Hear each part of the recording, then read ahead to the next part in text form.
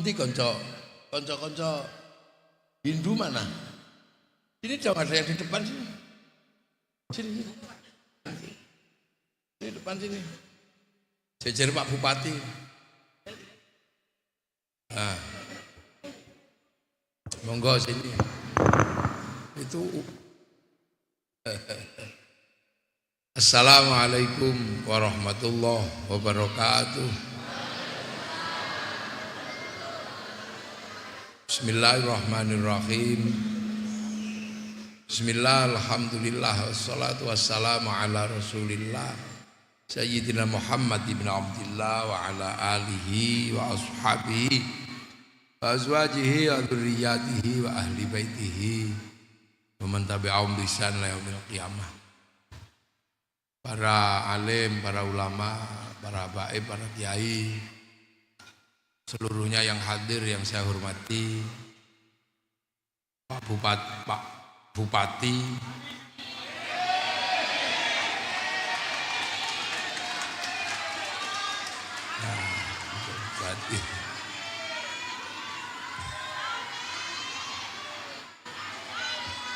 iya Pak, yang daftar besok kita doakan semoga hasil maksud. Kasmiti yang kebetulan nanti jam 12 malam juga ulang tahun.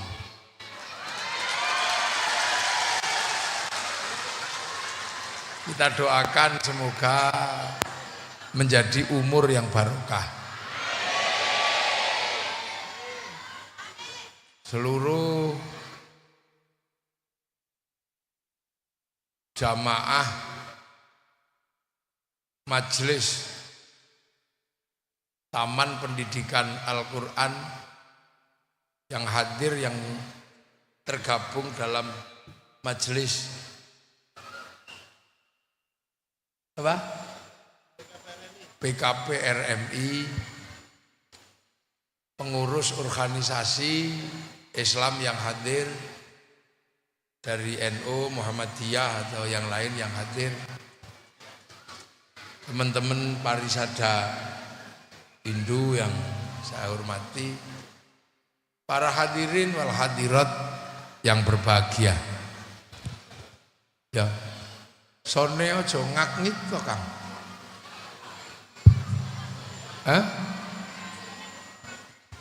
Kurang gede. Ya.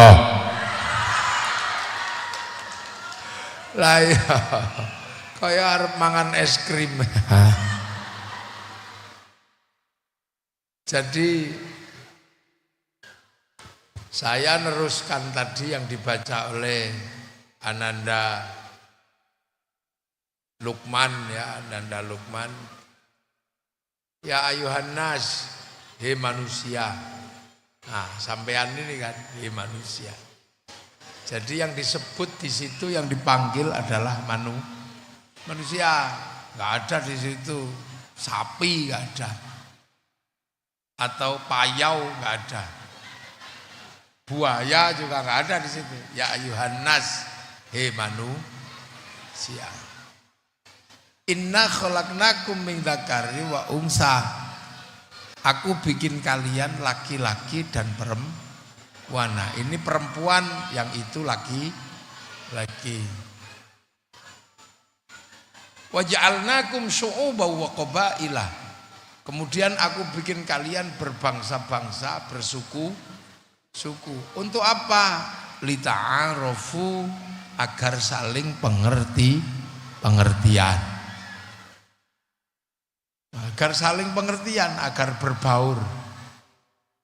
Tapi di antara manusia, di antara perempuan, di antara suku dan bangsa, yang paling kualitatif, yang paling bagus disebut di situ, inna akramakum indallahi atqakum. Yang paling utama dan paling mulia adalah yang paling takwa. Nah, itu kuncinya di situ. Nah, jadi manusia sudah, jadi perempuan sudah, jadi laki-laki Sudah. Jadi suku sudah, ya kan? Ada suku Jawa, ada suku Bugis, ada suku Dayak, ada suku Bali, sudah. Jadi bangsa sudah, bangsa Indonesia. Jadi kita ini termasuk manusia yang sudah komplit. Tinggal apa? Tinggal menuju ke puncak manusia yang paling baik, yaitu yang paling takwa. Nah, untuk menciptakan manusia yang benar-benar manusia, itu syaratnya banyak. Harus aman, harus damai. Itu agar manusia iki goleke mix sing rada peka ngono lho, aja kok. Lah aku kon ngene terus ya kesel ya. Ya kadang ngene, kadang ngene. Denger kan? Denger cuman asal gak rame aja denger. Ya. Jangan terlalu banyak eko. Ekone kurangi kan nanti terlalu enak didengar. Dah. Ya. Ya Allah. Jadi semua sudah, tinggal melangkahkan diri menjadi orang yang bertakwa. Nah, ini butuh syarat yang banyak. Makanya syarat yang banyak itu harus dipenuhi. Cara memenuhinya kayak apa? Ya, manusia harus merdeka. Kalau manusia itu enggak merdeka, jadi manusia itu susah. Coba kalau enggak merdeka, jadi manusia saja susah. Keamanan tidak ada, hak milik enggak ada, terluka ya enggak ada yang jamin, terbunuh enggak ada yang jamin. Jadi wanita dan laki-laki juga susah kalau enggak merdeka. Karena apa? Ya bisa direbut di tengah jalan. Yang perempuan enggak punya keamanan dan ketentraman. Jadi suku juga susah kalau enggak merdeka. Karena apa? Saling menyerang. Saling menyerang, saling menindas. Makanya dulu sebelum kita merdeka, jadi manusia juga susah. Belanda suka-sukanya aja dia merasa lebih kuat, dia merasa lebih berkuasa, maksa orang sesukanya. Jadi perempuan juga susah, jadi suku susah.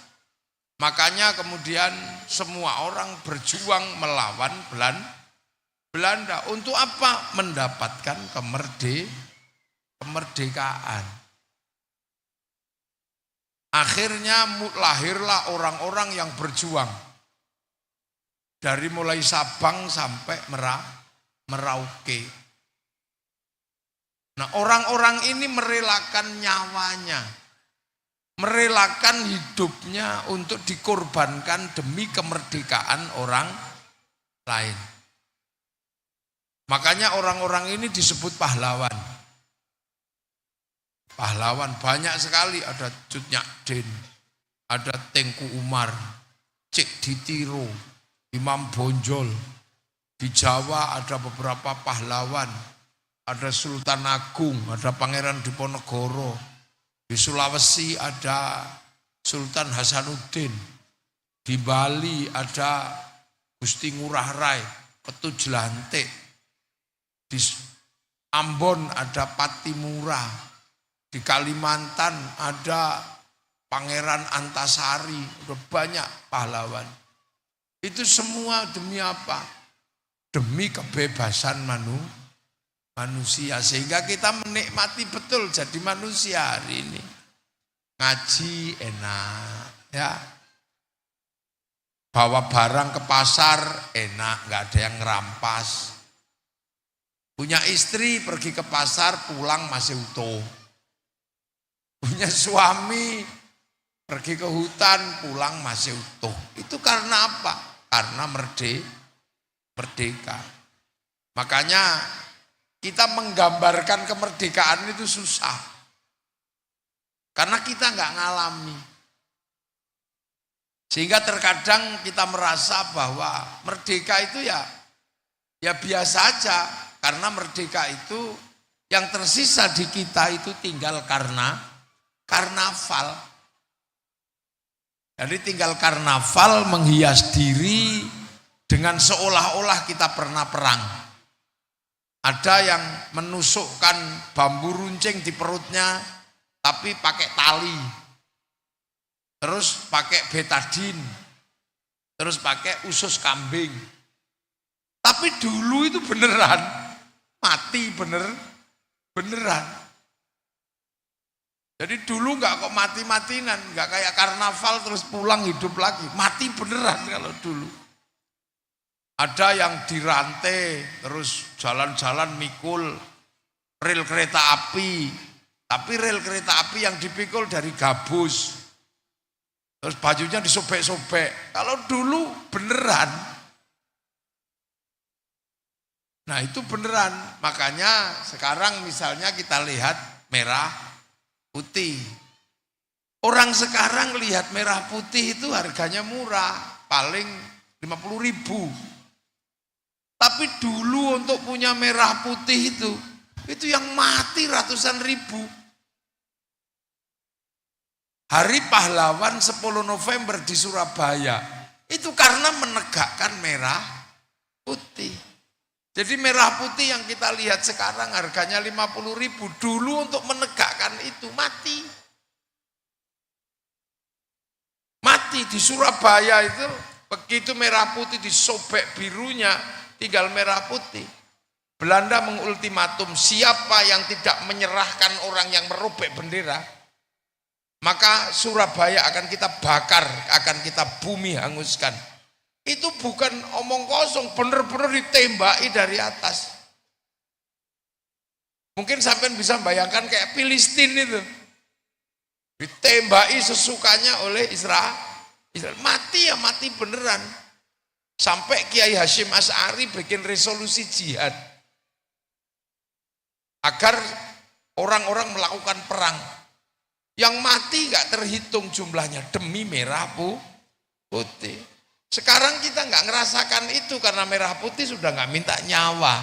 Merah putih cuman minta angkat tangan hormat bendera, cuman gini tok. Makanya kadang saya sedih ada sekolahan nggak mau upacara bendera. Orang disuruh hormat bendera nggak mau. Dia nggak tahu bahwa untuk menegakkan merah putih dulu butuhnya nyawa. Sekarang cuman angkat tangan. Kadang sampai saya itu curiga. Jangan-jangan orang yang sekarang protes suruh ngangkat tangan alasan bid'ah, alasan musyrik. Jangan-jangan zaman perang merebut kemerdekaan, ini orang-orang kakek buyutnya itu mata-matanya Belanda, jangan-jangan.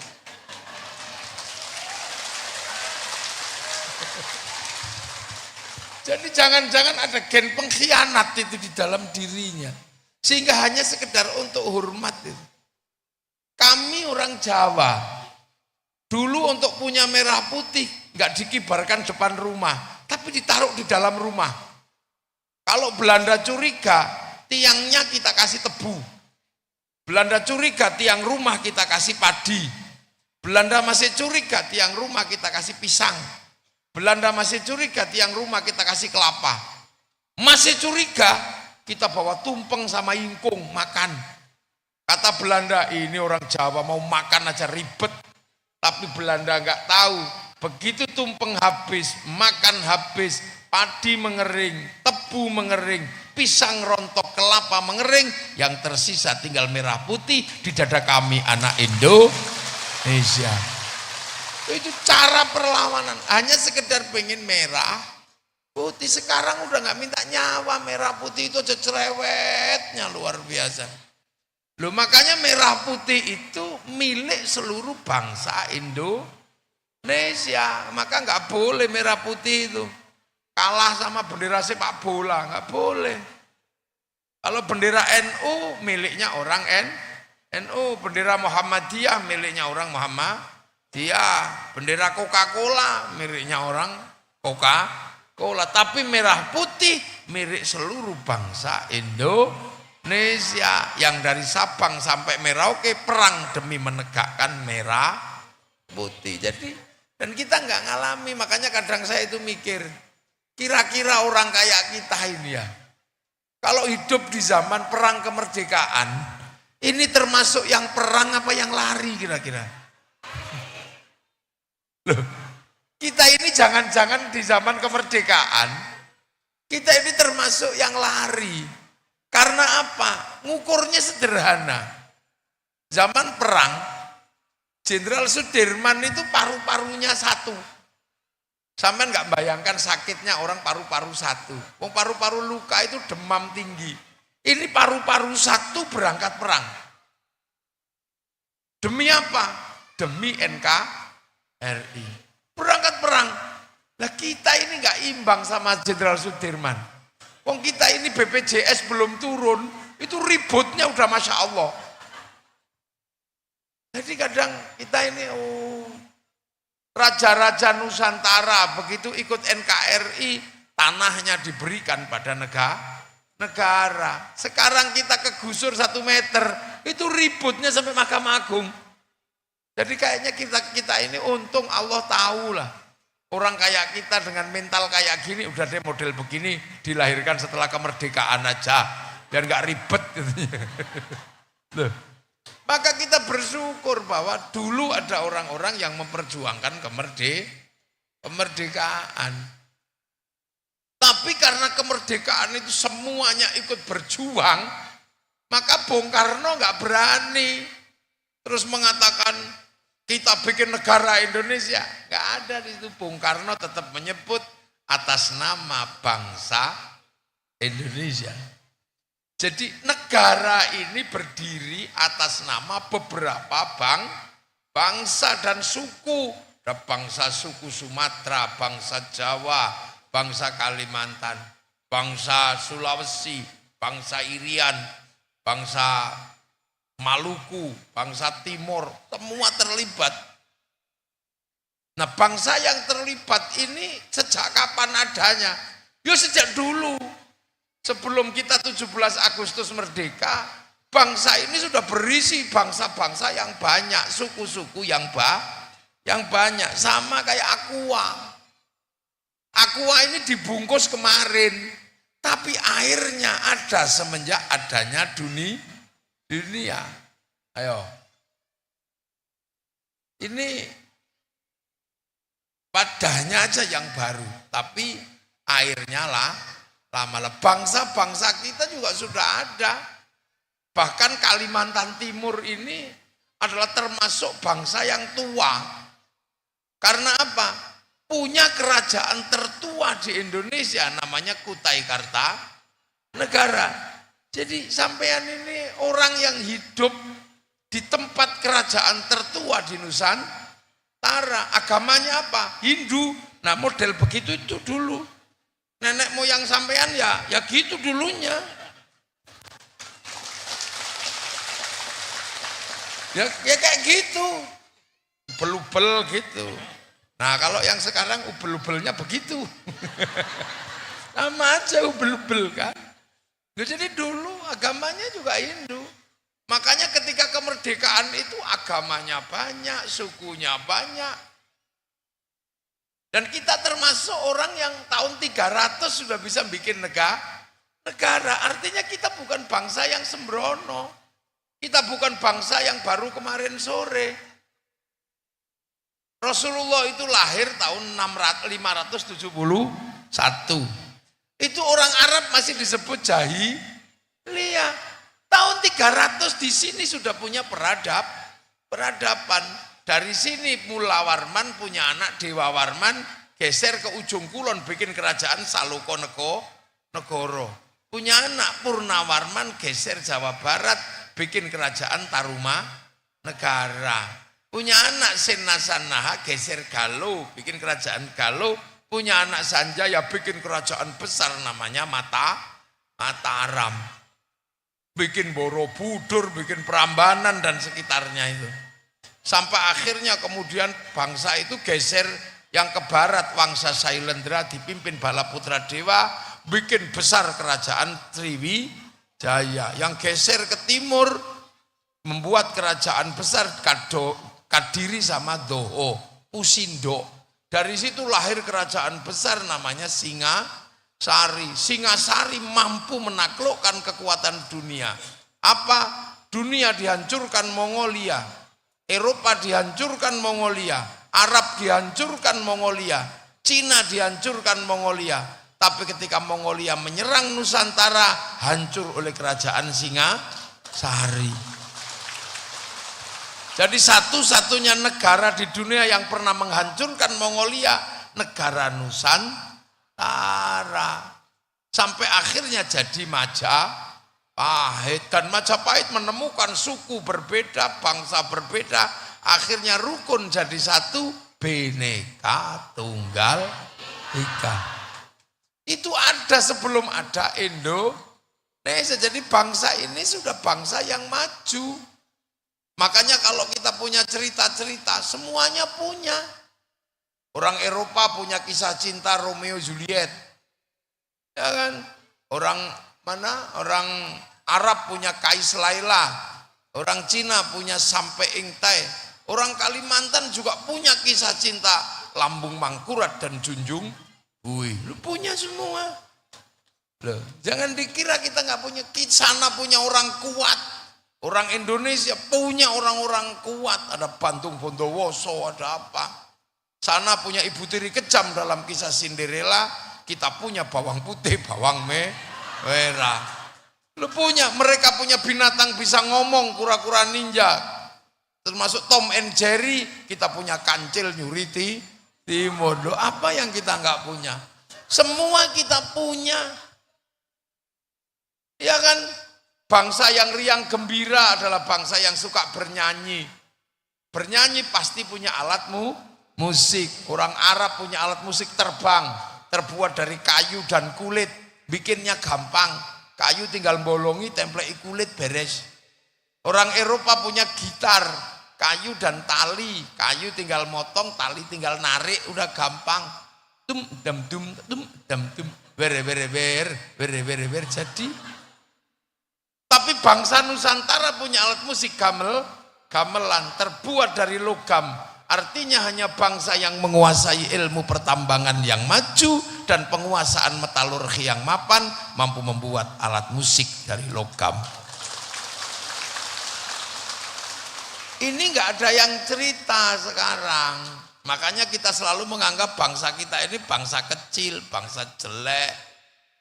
Semua sastra dunia mengakui bahwa tidak ada satupun prosa yang panjangnya mengalahkan panjangnya prosa Indonesia. Dari mana? Sastrawan Bugis menulis prosa Lagaligo sebagai prosa terpanjang dunia. Duh. Itu ada di Bugis. Jadi jangan dikira orang Bugis gak beradab. Makanya orang Bugis dari dulu sudah beradab, maka layak mimpin menjadi bupati di Bugis. Sama Jawa. Jawa juga sudah beradab sedemikianlah lama. Bulang itu Bugis, Kasmidi itu Jawa. Jadi ini Indonesia, makanya kita ini bukan bangsa yang kecil. Bangsa besar. Makanya kita ini enak karena apa? Bangsa kita sudah bangsa yang beradab.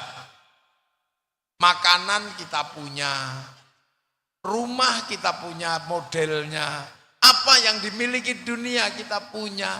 Makanya jangan pernah minder jadi orang Indonesia. Nah, terus kemudian bangsa-bangsa yang bangkit itu dijajah Belanda. Nah, Belanda ini ya bunuh orang sesukanya.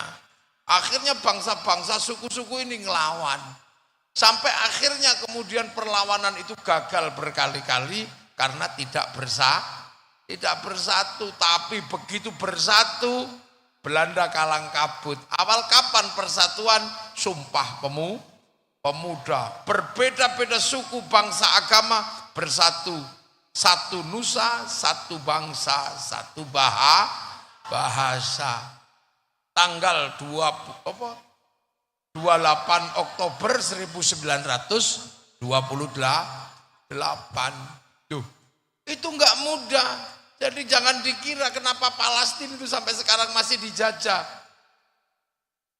Karena pasukan kemerdekaannya tidak rukun. Coba dia pasukan kemerdekaannya rukun, sudah beres. Jadi semua orang punya masalahnya masing-masing.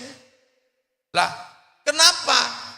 Karena beberapa hal di beberapa negara belum beres. Indonesia sudah beres semua. Ya ayuhan nas, hei manusia. Ya, hei manusia. Di beberapa negara di Afrika belum beres manusia itu. Yang kulit putih merasa masih lebih baik dari kulit hitam. Di Amerika beberapa distrik masih menganggap kulit hitam itu bukan manusia. Seperti dulu Belanda datang ke Indonesia, menganggap orang Indonesia bukan manusia karena dianggap Indonesia ini turunan monyet. Karena monyet tertua ada di Indonesia namanya Pithecanthropus, makanya Belanda menyebut orang Jawa kowe karena kowe itu anakmu monyet.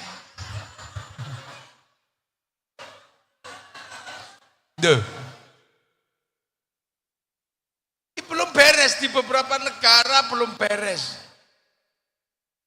Inna khalaqnakum min dzakari wa unsa, aku bikin kalian berbangsa-bangsa, bersuku aku bikin kalian laki-laki dan perempuan.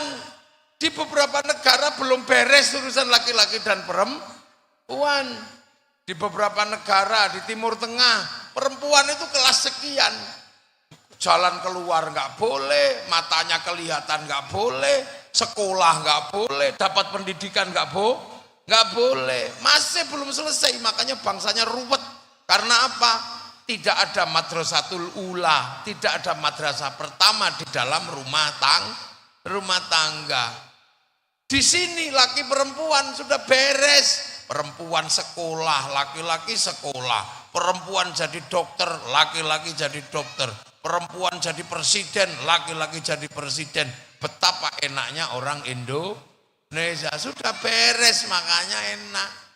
Waja'alnakum syu'uban wa qabaila, aku bikin kalian berbangsa-bangsa, bersuku-suku. Orang sini sudah beres, mau suku apa, mau bangsa apa, beres hidup bareng bersama. Di beberapa negara belum beres, masih menganggap suku kami yang terbaik, bangsa kami terbaik, nasab kami terbaik. Itu karena apa? Belum selesai, urung rampung. Makanya orang-orang seperti itu ruwet saja terus. Nah, kita udah beres. Nah, ini kenapa? Karena bangsa kita sudah berjalan sedemikian lama menggunakan konsep Bhinneka Tunggal Ika. Sehingga ketika Islam datang ke sini, Islam datang, itu ketemu bangsa yang sudah maju, tinggal enak. Jadi masyarakat Madinah yang pernah digambarkan Rasulullah, berbeda suku, beda bangsa, beda agama, disatukan oleh Rasulullah, itu bisa langsung dicontoh oleh orang-orang sini ketika membawa Islam. Bahwa kalian boleh hidup berbeda agama. Kalau beda agama, lakum dinukum waliyadin. Kalau berbeda suku bangsa, kalian waja'alnakum syu'uban wa qabaila. Kalau berbeda kelakuan, lana a'maluna walakum a'malukum. Makanya ketika Islam datang ke sini, konsep yang diterapkan adalah konsepnya Rasulullah. Apa konsep Rasulullah untuk mengatur hidup bersama seperti ini? Konsep kullukum ra'in wa kullukum mas'ulun an ra'iyatih. Kalian semua adalah para pemimpin yang harus hidup saling bertanggung jawab antara yang mimpin dan yang dipimpin. Dalam bahasa Rasulullah, orang yang hidup bersama berbeda tapi saling tanggung jawab disebut ra'iyah. Makanya karena Rasulullah menyebut ra'iyah, orang Indonesia mempraktekkan dalam bingkai hidup ra'iyah yang akhirnya kita kenal dengan istilah rakyat. Jadi rakyat itu adalah ilmunya Rasulullah untuk menyatukan orang yang berbeda suku, bangsa dan agama hidup bersama saling bertanggung jawab. Makanya orang Indonesia disebut rakyat. Satu-satunya negara dengan bangsa muslim terbesar dunia yang sanggup mengambil kalimat ra'iyah untuk menata warga bangsanya hanya muslim Indonesia. Jadi jangan dikira Indonesia itu rakyat itu bahasanya PKI, bukan. Jadi kita ini bukan people. Kalau orang Eropa menyebut people itu vox populi vox dei, suara mayoritas, suara Tuhan. Begitu dia mayoritas, dia jadi diktator mayoritas. Makanya khilafah nggak cocok di negeri ra'iyah, ikhwanul muslimin nggak cocok di negeri ra'iyah. Kita juga bukan komunis. Kalau komunis itu proletar. Begitu proletar dia diktator proletar. Dan kita ra'iyah. Makanya bisa berbeda suku, bangsa, agama, hidup rukun berdampingan dengan nama rakyat. Satu-satunya negara. Makanya tidak ada hidup dengan Hindu ya bisa, dengan Nasrani bisa. Dan kita yang mayoritas melindungi yang minoritas. Makanya ra'iyah itu bisa mimpin dan bisa dipimpin. Jadi jangan pernah khawatir kaum muslimin yang mayoritas akan menindas. Enggak, karena konsep ra'iyah melindungi perbedaan akan hidup saling bertanggung jawab. Ini Indonesia yang kadang orang nggak ngerti. Makanya anak-anak muda yang baru belajar tiba-tiba negeri ini tohut, itu karena dia nggak ngerti konsep ra'iyah, rakyat itu. Nah, ra'iyah itu kalau ngumpul namanya musyarakah. Musyarakah itulah yang sekarang disebut sebagai masyarakat. Makanya Indonesia disebut masyarakat karena musyarakah. Terjadi persekutuan, saling tergantung, saling mengisi. Contohnya konsep musyarakah itu, saya kiai. Ya, kiai itu pondok ngajar sholat. Kiai cuman sampai di sholat aja. Tapi kalau sudah berbicara tutup aurat sebagai wajibnya rukun wajibnya sholat, maka kemudian kita udah nggak bisa mikir. Syaratnya sholat kan nutup aurat. Apa kiai masih bisa mikir? Nggak bisa. Kain sudah bukan wilayahnya kiai karena ini urusannya pabrik kain. Pabrik kain kebetulan diurus sama Cina. Makanya kiai nggak boleh suka ngamuk sama Cina. Karena Cinanya pergi, kiainya udah. Loh, itu konsep musyarakah. Kiai cuma nyuruh wudu. Tapi wudu diurus sama air. Air sekarang diurus pipa sama sanyo. Kiainya ngurus wudu, pipa sanyonya diurus Mas Pion. Maka kiai nggak boleh suka ngamuk sama Itu konsep musyarakah. Makanya zaman Rasulullah ya enak, ada Yahudi, ada Nasrani enak. Ayo bikin masjid, ya cuman perintah aja. Pasir ngambil di sungai, batu ngambil di gunung. Tapi tegaknya batu dan pasir karena besi sama semen. Yang lain diurus kiai, semen diurus pabrik, besi diurus Krakatau Steel. Makanya jangan ngamuan sama industri. Harus belajar bagaimana ikut membangun industri. Pergi haji, cuman nyuruh aja haji. Tapi begitu berangkat harus pergi ke bank. Karena apa? Pilotnya nggak mau nerima UNH. Makanya kiai jangan mengharamkan bank, nanti nggak jadi pergi haji. Lah itu konsep musyarakah. Setelah bayar ke bank, pergi haji diantar ke mana? Ke bandara asrama haji, yang nganter pulang, yang haji naik pesawat. Seluruh perusahaan pesawat itu punyanya Yahudi zaman Nasrani. Makanya jangan suka Yahudi habisi dari muka bumi. Kalau Yahudi habis kamu pergi haji, renang. Loh ini konsep musyarakah. Makanya nggak ada kiai kok dikit-dikit haram, musyrik. Itu biasanya ustadz freelance. Nggak ada umatnya subscribe itu biasanya. Saya ini jelek-jelek Surya NU, umatnya ada. Jadi nggak bisa kiai itu mudah dalam konsep musyarakah saling menafikan, nggak bisa. Iya kan? Loh itu.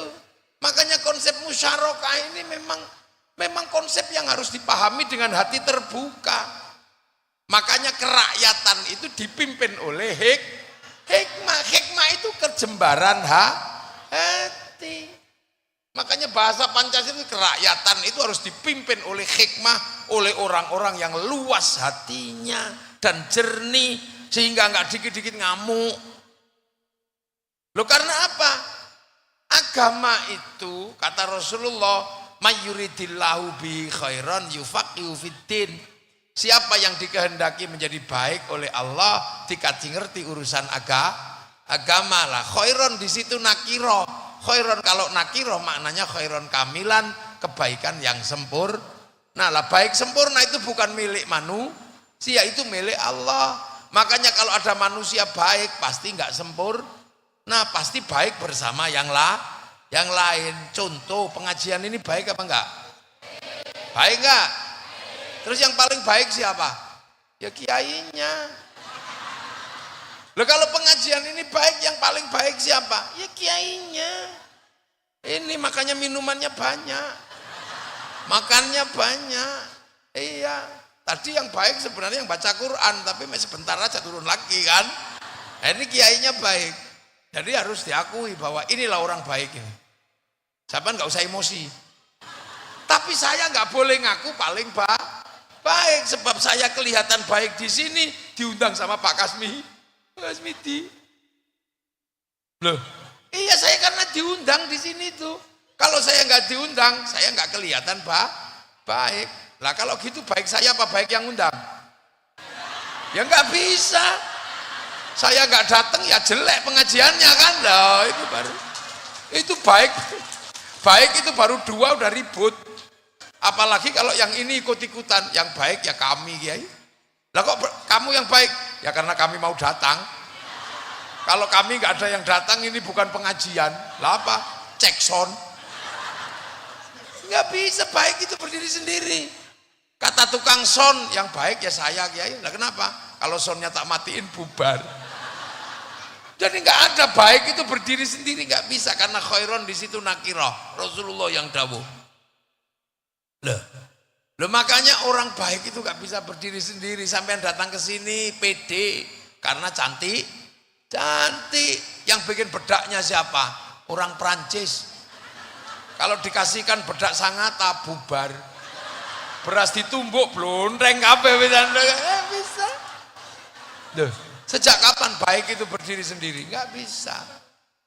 Makanya orang hidup aja kalau makan doanya Allahumma barik lana. Kenapa bukan barikli? Kenapa barik lana? Kenapa mutakalim al-ghair? Bukan mutakalim wahda. Karena makan itu urusannya banyak orang. Yang masak siapa, yang nanem siapa, yang bikin bumbu siapa, macam-macam. Bumbu jadi enak karena dikasih garam. Yang bikin garam orang pesisir. Sampean tahu waktu bikin garam itu nggak kencing ditambah garam. Ya nggak tahu. Atau jangan-jangan gitu. Lah makanya kalau orang Jawa bilang itu uyah, yang itu uyo. Karena kadang bikin uyah karo nguyuh. Lah itu makanya makan itu doanya Allahumma barik lana. Loh makanya orang harus kuat hidup dalam konsep musyarakah atau masyarakat karena hanya hikmah yang mampu melihat perbedaan dengan hati tenang dan jernih. Loh. Makanya jarang kiai-kiai sepuh atau kiai haram musyrik ngono jarang. Itu biasanya anak-anak muda yang baru latihan pidato. Iyalah baru latihan pidato. Rokok haram. Baru latihan pidato. Lah kalau rokok haram hati-hati. 475 triliun cukai rokok masuk negara lewat APBN. Kalau rokoknya haram, cukainya haram, masuk APBN-nya haram. Untuk bangun jalan-jalannya haram. Berarti orang yang mengharamkan rokok dosa lewat jalannya pemerintah. Ayo. Loh, ini bukan membela rokok, saya enggak. Saya ini laki-laki yang tidak merokok. Lah ayo. Kenapa saya enggak ngerokok? Bukan karena problem apa-apa. Istri saya cerewet. Cuman itu aja. Loh ya, saya kalau ditanya, Gus kok sudah enggak ngerokok kenapa? Bojoku pidato. Ya udah gitu. Loh, masa sama istri kalah? Bukan persoalan kalah. Ini persoalan cinta. Ini persoalan cinta. Orang kalau cinta apapun permintaannya selagi kita bisa pasti kita turuti. Lah iya kan? Lah iya kan memang kesalahan laki-laki kan itu. Kenapa laki-laki salah jatuh cinta? Karena itu aja.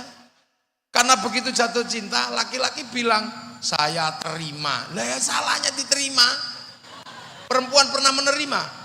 Enggak kan? Yang laki-laki kan yang menerima. Ya kalau menerima ya dengan segala konsekuensinya, sak cerewetnya, sak ngamuannya, sak gendutnya, apa terima semua. Begitu Pak Kasmiti kalau konsep agama, wong yang kita nerima kok. Lah iya, makanya laki-laki itu berat laki-laki karena yang nerima itu. Misalnya sampean tiba-tiba hamil. Beranak, terus besoknya aku nggak mau nyusui, boleh itu perempuan itu, boleh. Tugas laki-laki carikan susu, asal jangan yang sama.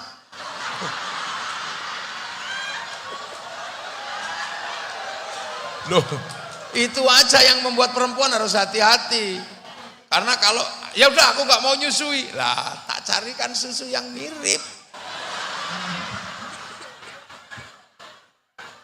Iya, tak sebut mereknya aja beda tapi kualitasnya sama, nggak apa-apa loh. Makanya perempuan itu enak hidupnya. Bayangin, tiba-tiba perempuan aku nggak mau nyuci, boleh. Laki-laki harus memberikan mesin cuci. Pulang dari pasar, Mas, aku kok pulang dari pasar keringetku, bedakku luntur, aku minta Avanza, harus dikasih. Loh, ini saya ngomong ilmu fikih ini, jangan dikira ini. Makanya uang perempuan itu ya uang perempuan, uang laki-laki uang perempuan. Dosa perempuan. Loh. Dosa laki-laki, dosa perempuan juga dosa laki. Makanya laki-laki jangan suka ngajari perempuan berdosa. Karena dosanya laki-laki itu pasti bersama perempuan. Loh, laki-laki itu kalau berdosa pasti bersama perempuan. Jarang laki-laki berdosa sama laki-laki, jarang. Mana ada? Coba tanya yang di sini sampai situ. Ada nggak yang pernah berdosa bersama laki-laki? Nggak ada kayaknya. Jadi makanya jangan suka bilang laki-laki buaya, jangan suka gitu. Karena lubang buayanya perempuan.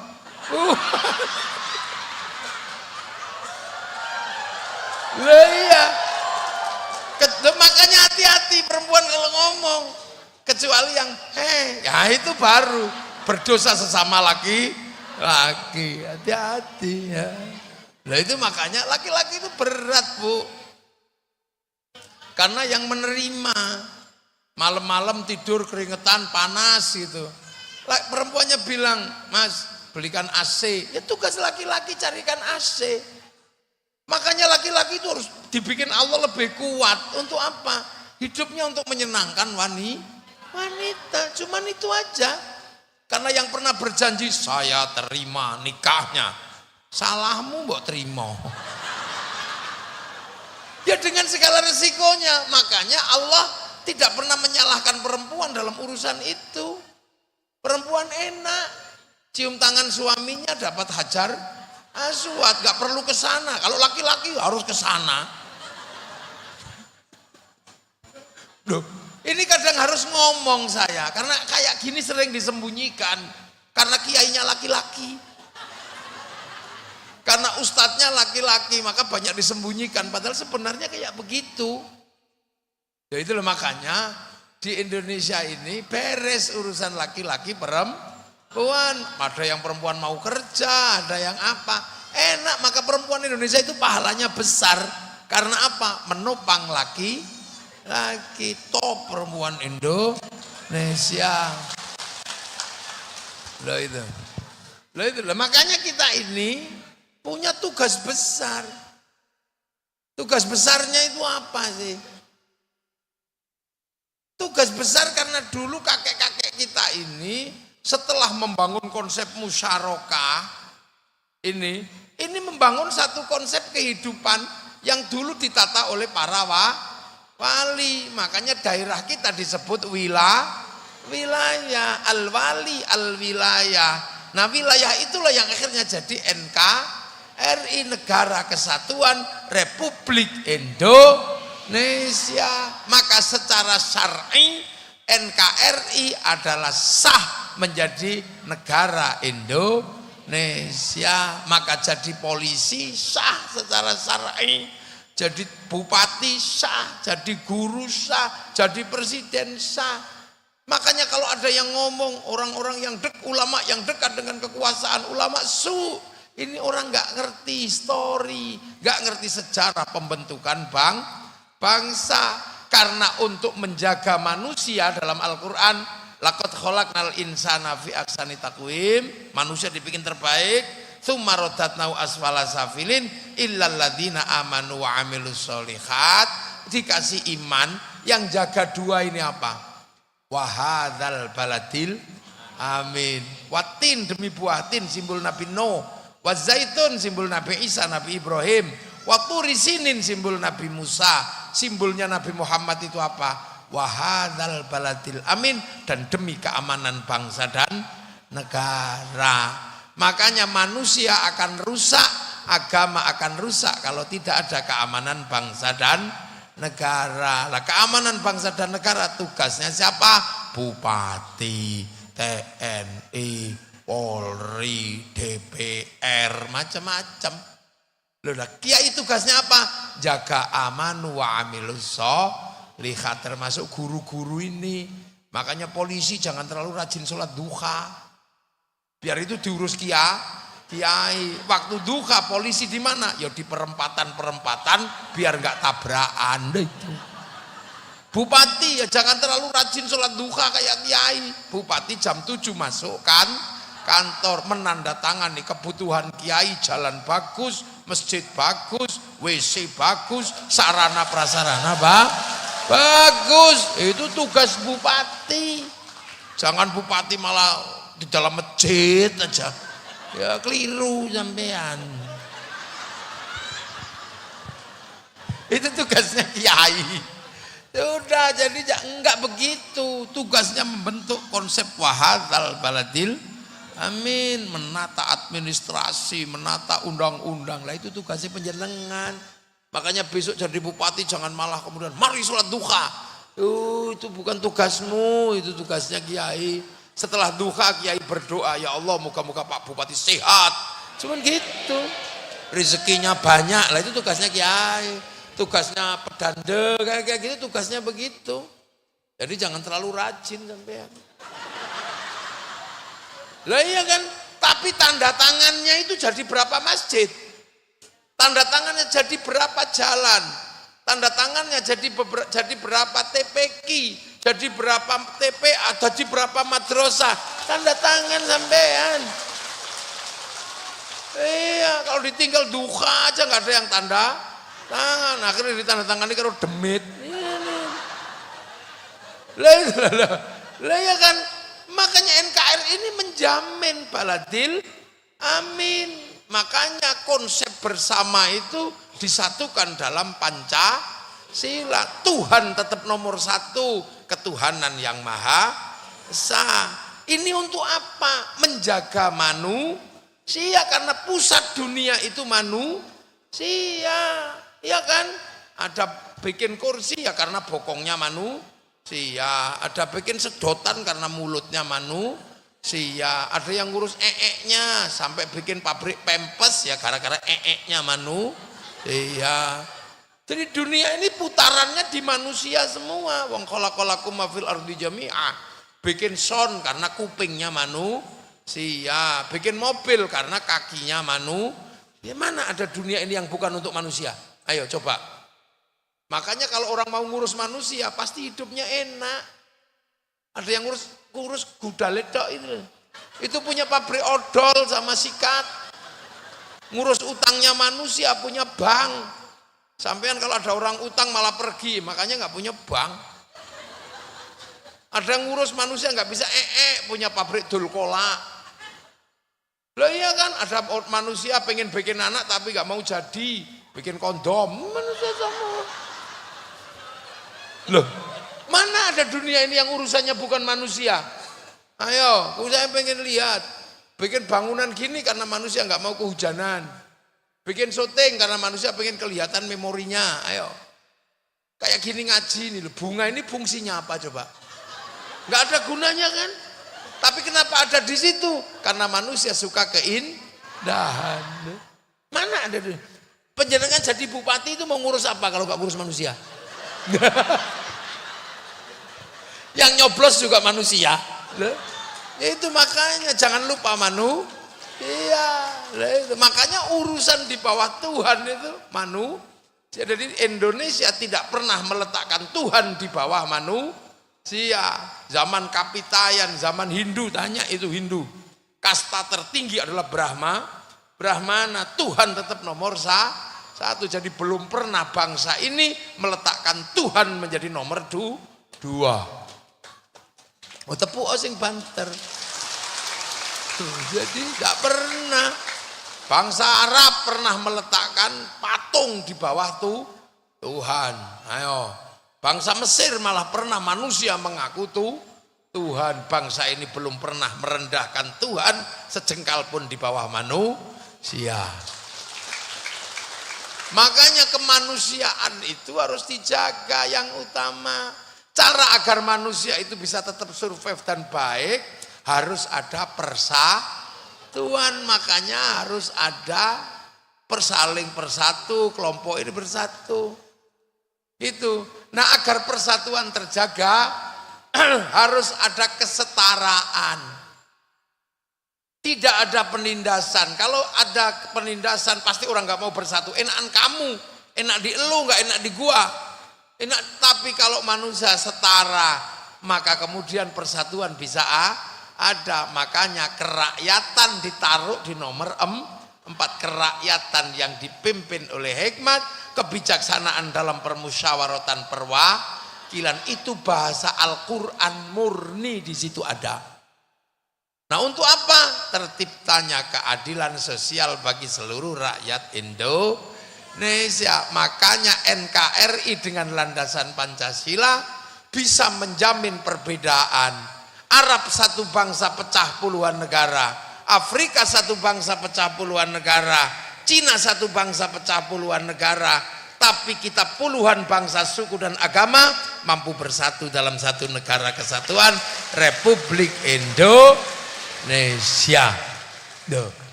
Makanya kita jaga persatuan itu loh. Maka kiai itu kalau ngomong ngurusi agama pasti mengedepankan persatuan. Wa'tasimu bihablillahi jami'an wa la tafarraqu. Makanya kiai doa nggak mau sendiri, doanya bareng. Kiainya yang doa, santrinya yang amin. Kalau kepanjangan amin, kiainya paham walhamdulillahirabbil alamin. Begitu yang berdoa semakin banyak dibawa ke alun-alun sangatan, namanya istighosah kubro. Yang doa seluruh ra'iyah terlibat, nggak ditanya agamamu apa, bisa datang. Ada yang jual bakso, ada yang jual soto, ada yang jual balon, ada yang jual makanan dan pernak-pernik apa istighosah. Akhirnya apa? Persatuan terjaga, roda ekonomi berputar. Itu cara agar kita tetap bersatu. Sholawat tadinya sendiri-sendiri. Ya Rasulullah salamun alaika. Ada yang begitu. Ada yang suka India. Ya Rasulullah salamun alaik. Ya Rafi Asya. Tumhi mata. Aduh tumhi India ini. Yang orang Jawa, ya Nabi salam alaika, ya Rasul salam salam. Orang yang itu, yang Sunda, ya Nabi salam. Oh bukan Sunda itu, apa itu? Ya Rasulullah salam, salamun alaik, ya Rafi'a syaniwan. Niwadaroji adfataya jiratan ratal alami yauhailal ju eslilin macecer. Yang orang Banjarmasin, ya Rasulullah salamun alik munalik ya Rafi'a saniwa daroji adfataya ratal alami yauhailal ju. Ya uhailal judi wal karami, kota baru gunungnya Bameka. Akhirnya ya kan, terus akhirnya ya sudah jangan sendiri-sendiri, mari bareng bareng. Akhirnya kumpul di alun-alun Sangata bersolawat, semua terlibat di sana. Ya kan, jual slayer laku, jual spanduk laku, sampai gagang pancing lah. Ini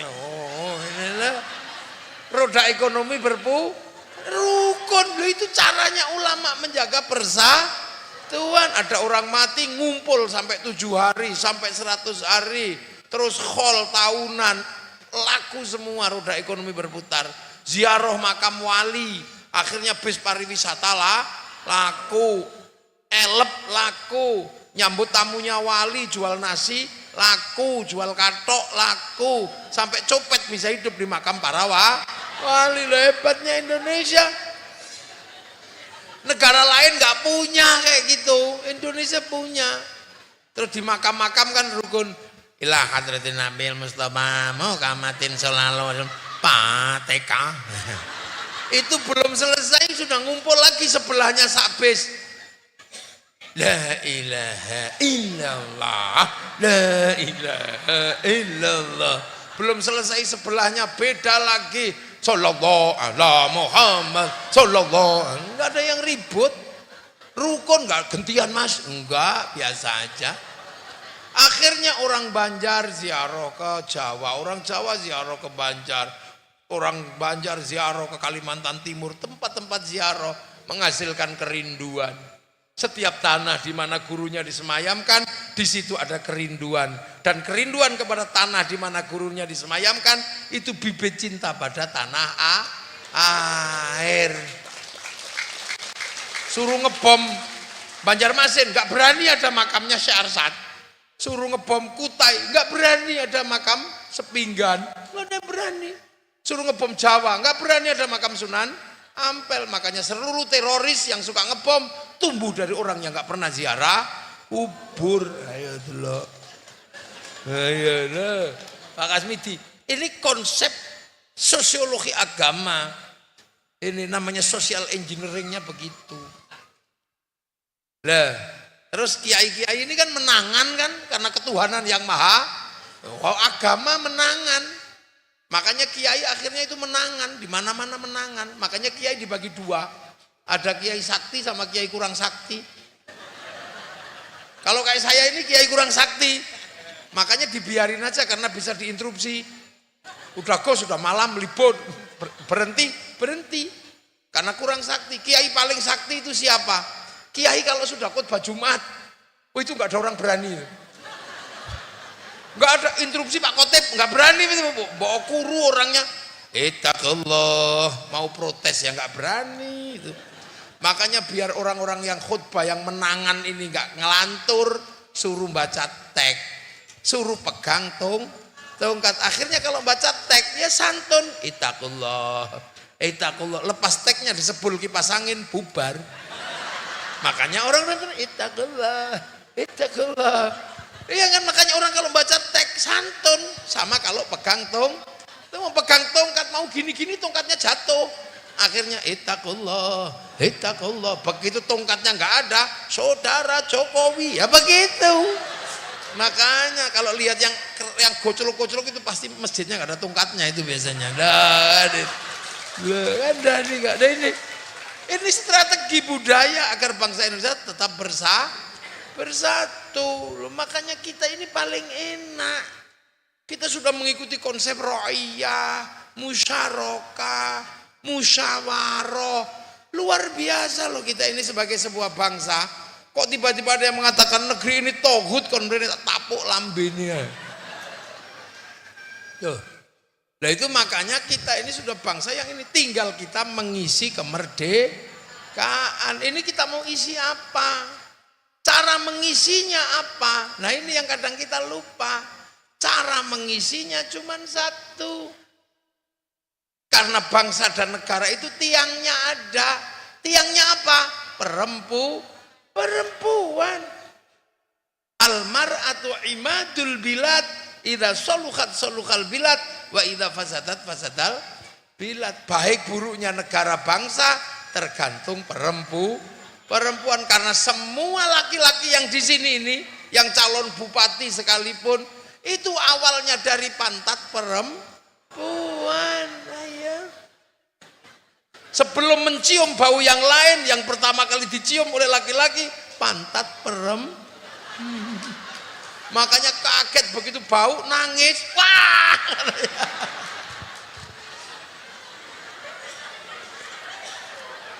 Loh, iya. Anak manusia siapapun sebelum mencium yang lain, yang pertama kali dicium itu WC ibunya. Iya. Makanya kaget nangis itu. Loh, makanya dunia ini tumbuh kembang kayak apapun tergantung kualitas perempuan. Kalau perempuan tidak berkualitas, nggak mungkin menumbuhkan anak berkualitas. Kalau anak tidak berkualitas, akhirnya negara tidak akan punya kader yang berkualitas. Karena di sini madrasatul ula. Makanya Al-Quran tegas, nisaukum harsul lakum, perempuanmu adalah sawahmu untuk nanem. Makanya ya biasa orang laki-laki nanem ya cepat, bentar gitu aja wong nanem. Ya nggak lama-lama, paling 10 menit udah wong nanem. Tapi sawah yang menumbuhkan butuh waktu lama. Menanam sehari tumbuhnya padi selama 3 bulan. Menanam cuma berapa menit, menumbuhkannya 9 bulan. Nah, iya makanya jadi sawah. Loh, makanya laki-laki kalau pengen tumbuhannya bagus, urus sawahnya dengan benar. Jangan sampai nggak kau urus ini. Sawah nggak boleh terlalu banyak rumput. Nggak boleh terlalu banyak sampah. Makanya kalau sawah-sawah kita, perempuan-perempuan kita sudah mulai banyak jerawat, bersihkan dengan skincare. Lah itu tugas laki-laki, bener. Ini balik lagi ke situ. Perempuan di sawah kita, ke ladang kita kalau bagus, kita di sawah juga tenang enak. Makanya kalau minta gelang, kasih gelang. Jangan sampai perempuan kok rusep gitu, dasternya bolong-bolong.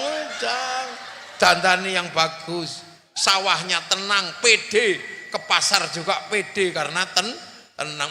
Bila perlu kalau beli makanan dudingnya, karena gelangnya banyak sama cincinnya 10. Berapa itu Bu harganya? Akhirnya yang jual gak mau kalah, akhirnya 5.000. Karena giginya emas ternyata yang jual. Nah itu, makanya itu perempuan harus diurus bener. bibitnya diurus, nanemnya diurus. Kalau mau nanem mandi dulu, biar tanamannya nggak anti air. Lah yang ngantuk-ngantuk bikin, ya anaknya bodoh. Diajari habis kapur sekilo nggak nyantol blas itu ya. Mandi semangat, ngaji kitab Qurratul Uyun sebelum bikin. Loh ada kitabnya. Lah ya tanya, meskipun agama Islam, agama Hindu pasti sama, bahwa perempuan adalah awal kehidupan bumi. Loh ada, jangan dikira menangan dia daripada kita. Makanya orang nanam harus kuat. Sawah ditanami apa aja kuat. Makanya obat kuat itu untuk laki kan nanam harus kuat. Gak ada obat kuat untuk perempuan. Ngapain mau ditanami kok pakai kekuatan? Yang nanam ini yang harus kuat pakai jamu. Loh ya bener kan? Nah ini ditanami. Yang kedua, kalau ditanami tidak boleh kurang air, harus basah dan selalu ada pupuknya. Kalau nggak ada air, nggak ada pupuknya, tumbuhannya kering. Itu nggak boleh, makanya perempuan nggak boleh kering, harus banyak pupuknya. Maka perempuan harus selalu pegang uang, itu penting. Dan itu tugas laki-laki ngasih uang. Jangan sampai perempuan itu pengen bakso aja kering melet-melet. Wanake yo ngileran. Loh, itu penting makanya. Loh, laki-laki itu kan bos. Perempuan itu admin. Makanya laki-laki itu kalau bos itu ya tinggal minta. Minta. Yang ngeluarin uang perempuan, tapi bos harus ngasih uang kepada admin. Gitu dong. Lah itu rumus kok. Yang ketiga, perempuan itu sawah. Sawah itu kalau ditanami nggak boleh dibakar. Kalau dibakar tanamannya mati. Maka perempuan tidak boleh dibikin panas hati, nggak boleh. Perempuan harus selalu dibikin tenang. Gombal-gombal dikit nggak apa-apa, yang penting tenang. Udahlah bu besok ada uang. Kapan lagi? Besok ada. Kok besok terus toh Pak? Iya kan masih ada hari esok. Wah, nggak apa-apa, yang penting tenang. Saya ini punya pengalaman, walaupun gombal, yang penting istri saya tenang. Hampir pernah itu, istri saya ngamuk itu. Itu mobil sudah mau kebalik itu. Gara-gara tak suruh dandan yang cantik ya. Jangan sampai nanti pernikahan santri kalah cantik sama santri. Dandan istri saya itu habis subuh sampai jam 6. Habis sholat sampai jam 6, jam 7 tak ajak berangkat. Akhirnya berangkatlah, kita pergi ke perkawinan santri. Lah di perempatan itu ada sinar matahari ngenai mobil. Di dalam mobil ada perempuan cantiknya luar biasa. Rambutnya merah, kacamatanya diubun-ubun itu. Lah ini mulut laki-laki kan keperucut. Saya punya santri yang nyopir tak tepuk, pin, cantik pin. Saya lupa kalau bawa istri di belakang. Itu langsung dicubit dari belakang saya di sini. Tak gitu, sampai sekarang masih kerasa ini. Saking sakitnya. Lah gitu ya. Sambil marah itu tarik ini baju ini, lepas kancingnya itu. Iya, dong Kiai itu singo, tapi istrinya juga singo, ngawur ae. Wah, warik dasar mata laki-laki. Enak aja aku yang dandan dari pagi nggak dipuji, itu perempuan sudah tersembunyi, masih dipuji. Kamu ngomong apa? Iya ya. Cuman dia mau gimana, kita nggak bisa ngapa-ngapain kan? Iya. Gitu yo. Lihat itu. Iya. Lihat tadi, lihat. Apa rambutnya? Merah. Kacamatanya di mana? Diubun-ubun. Ya sudah, kita nggak bisa ngomong apa-apa. Tapi dia semakin meninggi. Aku ada aja begitu, apalagi kalau aku nggak ada. Akhirnya saya tarik napas, laki-lakinya keluar. Iya, aku memang tadi melihat perempuan yang cantik dan tersembunyi. Setersembunyi itu masih kelihatan. Ya, karena aku laki-laki. Dan aku tidak akan pernah minta maaf untuk urusan ini. Iya. Saya nggak akan pernah minta maaf untuk urusan ini. Dicubit itu tambah keras sambil nangis itu. Mulai berderai air mata.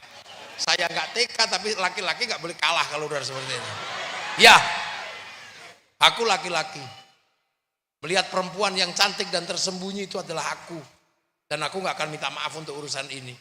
Karena kalau aku nggak bisa lihat perempuan yang cantik dan tersembunyi, mana mungkin aku dulu menemukanmu. Wadah, ya Allah. Langsung kendor itu Aisyah.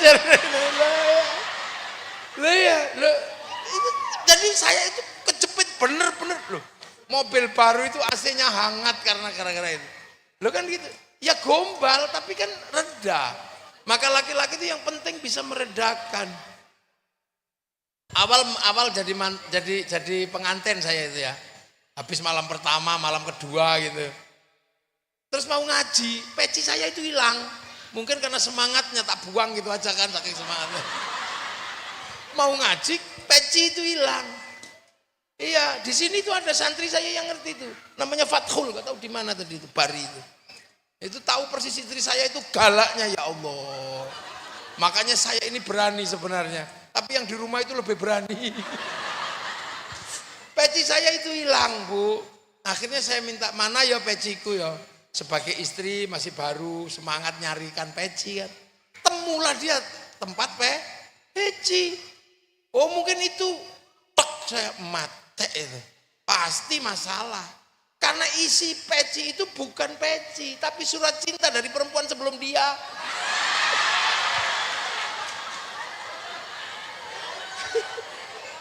Begitu, saya, ini udah plus gitu, bener dibuka, kaget loh.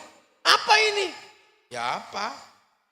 Udah nggak jelas sudah. Ya apa? Kok ini apa? Apa dia nggak pernah tahu. Kemudian dibuka satu-satu. Kalimat pertama, ternyata aku bukan yang pertama. Wah ini mau ngomong apa? Gitu akhirnya. Akhirnya saya bilang, ya memang kamu bukan yang pertama. Tapi kenapa sebanyak ini? Karena aku laki-laki yang layak dicintai wanita. Itu nggak boleh terus gitu, nggak, jangan, laki-laki itu harus tegak. Ya, ternyata banyak sebelum aku. Ya, mungkin sebegitu juga kau. Enggak, aku cuman pertama. Oh ya, terima kasih. Tapi aku memang banyak dicintai wanita. Makanya sebelum kita menikah, ibarat kata kau dan aku seperti padang kurusetra. Perang berebut memperebutkan cintaku dan cintamu. Ya apa adanya. Tapi perang itu sekarang berhenti, Dek, jangan kau ungkit. Aku masih lelah ini. Setelah menyelesaikan perang besar itu. Kenapa perang berhenti? Karena kamu pemenangnya. Wah, lega. Makanya saya selalu kasih saran. Sekarang kan banyak musim medsos kan. Mungkin Anda laki-laki punya pacar, punya istri, yang kalau ada masalah masih WA-an sama mantannya. Gak usah marah. Saya harap seluruh laki-laki kalau punya istri atau punya pacar WA-an sama mantannya, jangan marah. Kita ngomong apa adanya. Oh Dek, ternyata kamu masih WA-an sama mantanmu. Enggak kok Bang. Iya enggak apa-apa. Kalau kamu masih merindukan mantanmu, rindukan. Kalau kamu masih merindukan kekasih-kekasihmu yang dulu, rindukan. Kalau kau pengen hadirkan mereka dalam hatimu, hadirkan. Jangan kau hapus nama mereka dari hatimu. Karena sekarang tugasku yang akan menghapusnya. Ya, gitu dong. Itu baru gagah. Itu jangan kau, enggak, hanya aku. Ya. Itu sawah nggak akan pernah bisa tenang. Loh, makanya ini, karena perempuan itu harus ditenangkan. Karena jadi perempuan itu berat. Karena saya pernah jadi perempuan dan gagal. Gak ada yang tahu ya. Saya ini pernah jadi perempuan dan gagal Pak Bupati. Makanya saya mengerti perempuan. Saya gagal jadi perempuan dulu. Jadi saya pulang ngaji, rumah itu berantakan. Saya marah sama istri saya. Kenapa rumah berantakan? Ya anakmu juga. Makanya jangan cerewet kalau belum pernah jadi perempuan. Terus kamu suruh jadi perempuan. Ya, coba sekali-sekali jadi perempuan. Oke, saya bilang gitu. Akhirnya terjadilah tanda tangan hitam di atas putih. Saya jadi perempuan, saya Ahmad Muafiq akan mengganti sebagai perempuan selama 24 jam. Tak tanda tangan nih, sudah. Habis itu jam 2 malam istri saya tak usir, udah kamu pergi. Minggat sana. Ini ada uang 10 juta. Iya, habiskan untuk makan sesenengmu. Bawa mobil yang kamu suka, bawa santri yang kamu suka. Mana kamu bawa perempuan santri satu untuk melayani kamu. Jangan pulang. Dah, sebelum aku telepon. Yes, kata ini. Pergilah dia. Akhirnya saya, jadi perempuan aja kok gampang. Akhirnya subuh bangunin anak. Biasanya istri saya kalau anak nggak bangun kan, nak bangun. Saya, nak, nggak ada yang bangun. Nah biasanya kalau nggak bangun dicubit sama ibunya. Saya ikut-ikutan nyubit, tendang saya itu. Ya Allah, oh nggak apa-apa gini aja kok. Bawa sapu tak pukuli satu-satu. Akhirnya nangis turun, ada yang bawa pempes, ada yang bawa ini. Ya Allah. Terus waktunya mandi tak semproti gitu. Yang paling kecil kepanasan. Nawang, yo nawang. Tak perlu nak maafin bapak.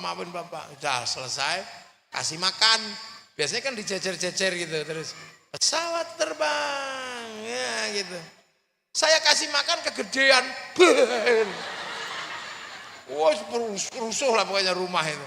Akhirnya jam 7 pagi waktu sekolah nggak ada yang bisa sekolah. Karena apa? Saya nggak ngerti sepatunya yang mana. Yang ngurusi dibawa pergi sama ibunya. Pusing ya itu. Akhirnya jam 8 tembok rumah itu sudah mulai dicat pakai lipstik ibunya. Remote pecah, TV sudah dibanting. Saya mau telepon harga diri. Saya mau telepon harga diri. Waduh. Akhirnya ada yang di bawah meja. Akhirnya jam 12:30 benar-benar harga diri sudah persetan lah. Nggak kuat saya jadi perempuan ternyata. Saya telepon istri saya, assalamualaikum. Nggak dijawab, cuman bilang nyerah nih ye. Akhirnya istri saya pulang. Begitu pulang saya pegang tangannya, tak cium 7 kali. Habis itu saya udah nggak pernah cerewet sama perempuan. Karena saya pernah gagal jadi perempuan. Baru 24 jam mate saya udah. Makanya sudah semenjak itu. Loh, itu buri. Loh, jadi perempuan itu, makanya perempuan itu kalau ngomel itu sebenarnya buang sampah. Laki-laki tempat sampah. Makanya kalau sampah lagi dibuang, tempat sampahnya jangan ditutup. Nanti dibuang ke tetangga, kita pusing. Karena laki-laki itu tetap cinta istri daripada anak, Pak Bupati. Iya, nggak ada kalau kayak demi anak bohong. Anak bisa bikin lagi.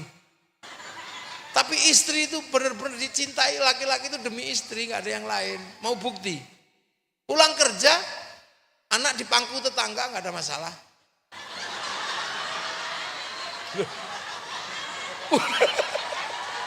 Jajal pulang kantor, anak dimandiin tetangga, terima kasih. Anak di pangku tetangga, terima kasih. Diajak ke Indomaret, terima kasih. Giliran pulang kerja coba kalau istrinya yang di pangku tetangga. Wah, loh itu bukti laki-laki lebih cinta istri daripada anak. Loh makanya itu penting untuk kita pahami. Makanya perempuan itu harus dibikin bahagia. Karena apa? Dia madrasatul madrasah pertama yang mencetak laki-laki atau manusia, bangsa manusia ini menjadi baik. Kuncinya di perempuan. Tugasnya laki-laki apa? Menyenangkan perempuan. Cuman itu Pak Bupati. Ya cuman itu. Makanya besok ketika jadi bupati, ketika ada yang hamil, jamin sistem keuangannya ketika ada perempuan hamil, gizinya dijaga, jangan sampai anaknya stunting. Maka alokasi anggaran harus ada untuk perempuan hamil. Wajib itu, harus ada. Iya, bikin aja. Kalau misalnya enggak, itu bukan atas nama bupati, bikin aja BPR, Bank Perkreditan Rakyat yang khusus melayani ibu hamil. Enggak pinjaman tanpa bunga. Setuju betul? Tapi dicek dulu hamil beneran apa enggak nanti. Atau punya anak kecil, harus ada kabupaten punya program dan anggaran khusus untuk menjamin kesejahteraan ibu.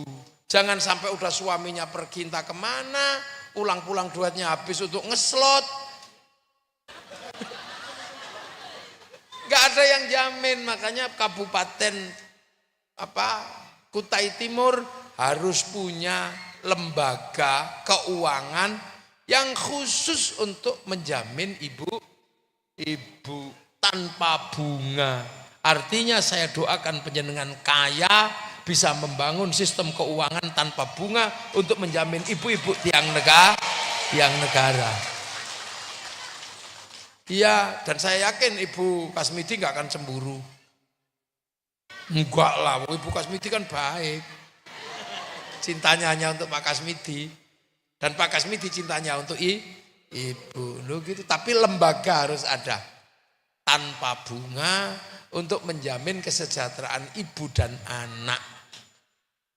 Bila perlu bikin rumah sakit untuk kesejahteraan ibu dan anak. BKIA dulu, Balai Kesehatan Ibu dan Anak. Yang enggak punya susu, jamin susunya.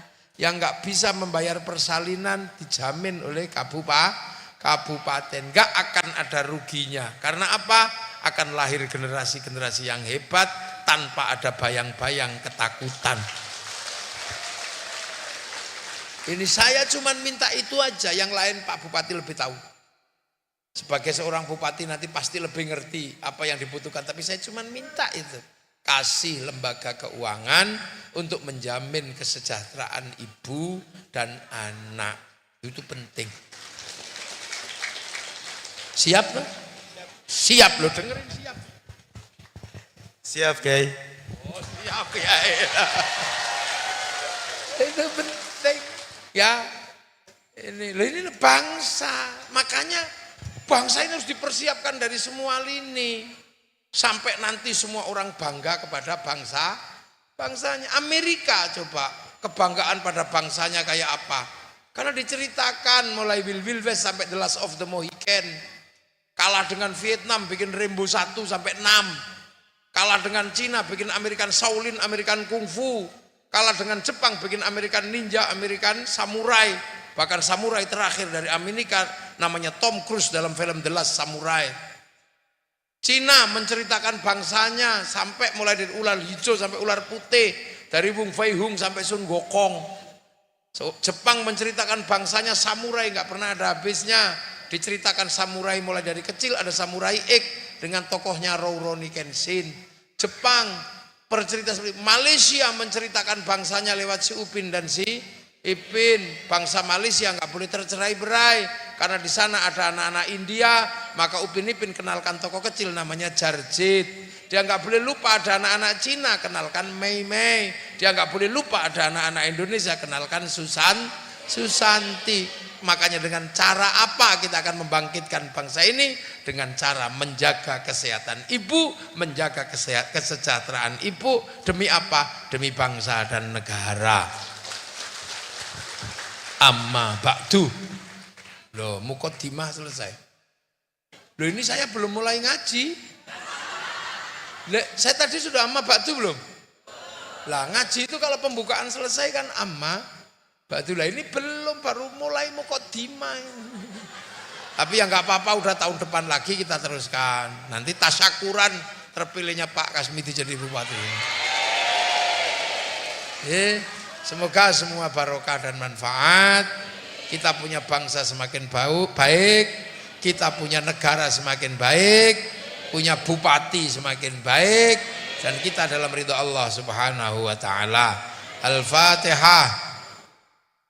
Shiratal ladzina an'amta 'alaihim ghairil maghdubi 'alaihim waladdallin. Amin. Monggo Kiai Wahid.